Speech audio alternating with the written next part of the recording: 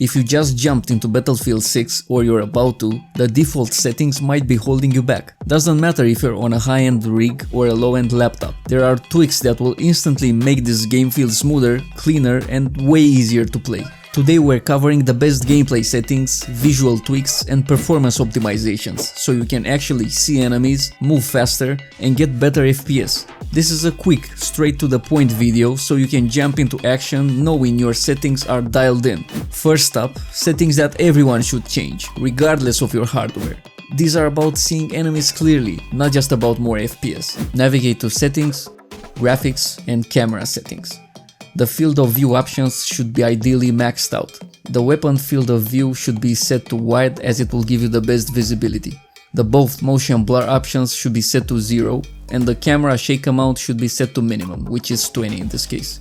You should now disable chromatic aberration, vignette and film grain, and you should be done here. Now let's improve the HUD a bit.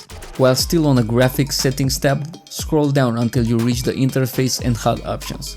You can disable the Soldier and Vehicle HUD motion for more clarity.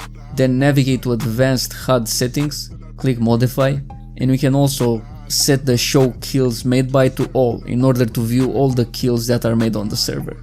Then you need to scroll down until you reach the Show Compass Multiplayer. This is disabled by default and it's kind of a weird choice because it's really helpful. You want to enable that and you should be done here. Next you want to go to Crosshairs and Indicators.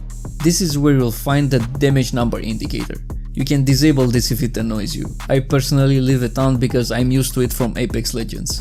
Now let's make sure that the display settings are right.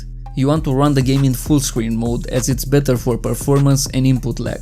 You also need to make sure that the game is running at the native resolution of your monitor. And lastly, you need to disable vertical sync. For the graphics settings, you need to tweak those based on how good your GPU is. But I would always recommend enabling Nvidia Reflex and AMD Anti-Lag. And remember, if you have an AMD GPU, you will need to enable anti-lag in your driver's settings. When it comes to graphics settings, it will take a bit of experimenting before hitting the sweet spot for your system. But you can adjust the texture quality based on how much VRAM you have. And you can also set the mesh, undergrowth and volumetric quality to low for some quick performance boost with minimal visual impact. Before we wrap up, make sure you update your GPU drivers if you haven't already and enable Windows Game Mode. It can give you a performance boost and sometimes help with stability. With these settings you should be pulling way better frames while actually seeing enemies clearly. If you find the video helpful, consider leaving a like and subscribing as it helps the channel grow. Thanks for watching and see you on the next one.